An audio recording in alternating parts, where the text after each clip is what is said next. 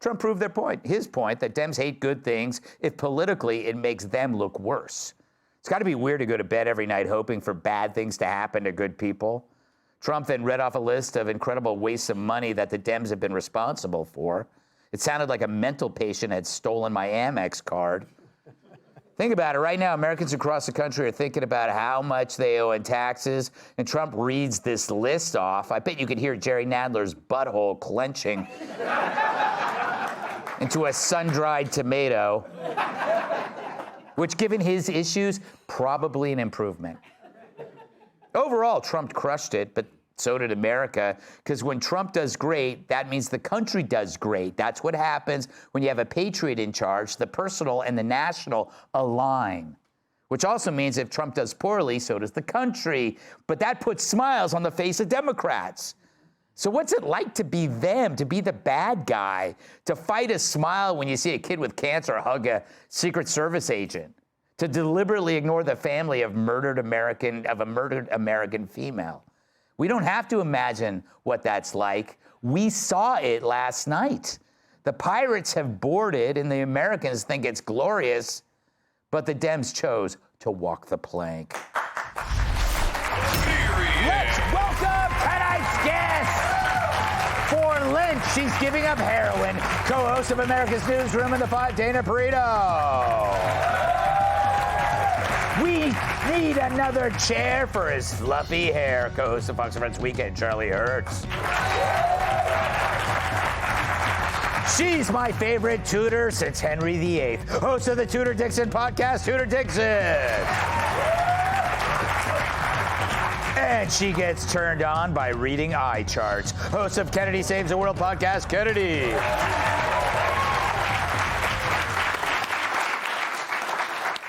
Dana, I feel like the Democrat Party is in a situation where it's kind of dead. Like, they either have to be against everything good or agree that these things are good, and they won't do that. It's like they need to declare bankruptcy. Yes. And start over. That is such a good point. I know, I just thought of it.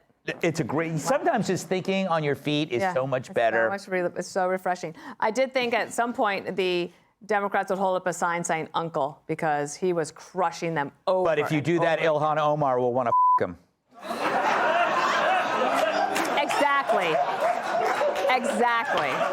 Oh, it made perfect sense. You were about to say that. I was about to say that. The other thing is that you had to think of the Democrats who were at home watching, going, "Is this is what my party has become?" And so I honestly think maybe declaring bankruptcy and just like clearing the decks, starting over might be their best bet. One other point that I just thought of. The Democrats, if they ever hope to win again, need to win over who Trump won over, which is the independents and the great middle, the party of common sense. And they are now so far marginalized that they're almost completely irrelevant. You're seeing numbers of like 76%, 80%, 90% approval and agreement on issues. They have nowhere to go. This is such an interesting point, Charlie, and thank you for that, Dana. The 80-20 split is happening with all of these issues and now with approval, and yet the Dems still say, we'll just stick with the 20. Yeah. I mean, it's like they're purposely choosing the losing hand. And not only is it an 80-20 split, there isn't a single issue where it's not, where it's the opposite in their favor. Mm-hmm. And, Democrats have always been so good at telling the story. And they have everything, all the advantages. They have the media, they have culture, they have academia, everybody on their side helping them tell the story. And then all of a sudden, Donald Trump comes along, and a lot of people, a lot of Republicans too, complain that, well, he opines about everything. He doesn't have to express his opinion about absolutely everything. Well, this is how you wind up like flooding the zone and dominating every single story out there. He owns every narrative, every story, to the point where you put up a 13-year-old kid who wants to grow up to be a police officer, which in this weird time is somehow really unusual, but this is what's going on here. And Democrats are all upset, and they can't even applaud a cancer patient, 13-year-old cancer patient who wants to be a police officer. Joe, Trump should have played a prank on the Dems and brought out a kid who wants to grow up to be a trans activist.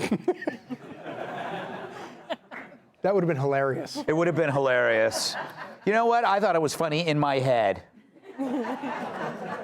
Tudor, Good to see you as always. It's been a long time. What did you make of last night? I noticed that I think the Dems have a problem with speeches that don't have symbolism or virtue signaling. Instead, he just read facts. It drove him crazy. It drove them crazy because it was also joyful. You know, they don't understand joy. So I wore pink tonight in honor of them because they were giving Mean Girl vibes to me. And just so they know, on Wednesdays, we wear pink. Yes, very good. That's the rule. But also, I kind of felt like at a certain point, Rashida Tlaib was going to take that little white board and write on there, Donald Trump is a fugly slut, and hold it up, you know? Because I'm like, this has to be what they're doing tonight. But they came off as Mean Girls, and I thought that was good because that's much more their brand than the white of last year. Yeah, even the guys come off as Mean Girls. Well, they are. Yeah, they are. You know, Kennedy, what's interesting... Jerry Nadler's certainly been eating those Caltine bars, am I right? Looks like he ate 5 Mean Girls. You know... Can I tell you a quick Jerry Nadler story? And I'm sorry to give you an aside. My precious daughter, when she was an 8th grader, they got to go to Washington, D.C. And a Republican congressman was kind enough to walk them around the Capitol and give them a private tour. And he said, I'm not going to take them to their congressman's office because it smells so bad and it would scar them for life. That is the 3rd smell stinky story about Jerry Nadler that I've heard in like a week. Well, I think it's properly vetted now, Greg. So you can give that to Bob Woodward. George Santos says he was the smelliest guy. The smelliest guy. But a great kisser, George said, remember? Remember he said did say that. And then James Comer said the same thing, that he stinks. It's true. When 3 people say it, it's true, according to research. Here's the deal. I feel like somebody's feeding the Dems bad info. Is there a mole in the Democrat Party? You know what? Don't smile when a kid with cancer gets his wish. Whatever you do, that'll really stick it to him. You guys will look amazing. So whenever you feel like you're gonna cry because you're overcome with emotion, just sit down and remain expressionless, like your face is as Botoxed as Nancy Pelosi's. Yes. Don't show any emotion at all. That'll be so great. That'll win people over. This is why Democrats lost, because they're snobs. Yes. You know, this is why they lost on the issue of populism and the working class. And here you have, just incredible stories. A steel worker, you know, who was the chief volunteer firefighter with 7 children who fostered 40 kids. Right. And it's like, I'm in a puddle, I'm in tears, I'm so moved by this incredible American story, and Dems are sitting there like, no, I'm frigid. And you're right, there's a snob thing. There's a snob thing. None of those 40 kids he fostered were trans. They don't count, Kennedy. No, they don't. They have to be. One of the best things that he said last night, and I love it, when he said that the kids identifying as trans is a big lie. Do you know how long I've waited for somebody to say that? That we know it's a big lie, and finally you can say that. But they might think so too, because today nobody's talking about that. Yeah. There was a big line at a joint session of Congress for a president of the United States to say that. Think if that had happened, 2 years ago, Biden wouldn't have said it. Yeah. Biden was asleep. Yeah, he would have said, what's with kids and trains? Kids, I don't care. If kids want to be on a train, let them be on trains. I love a good train. Transsexual. I'm a transsexual. I'm a transsexual.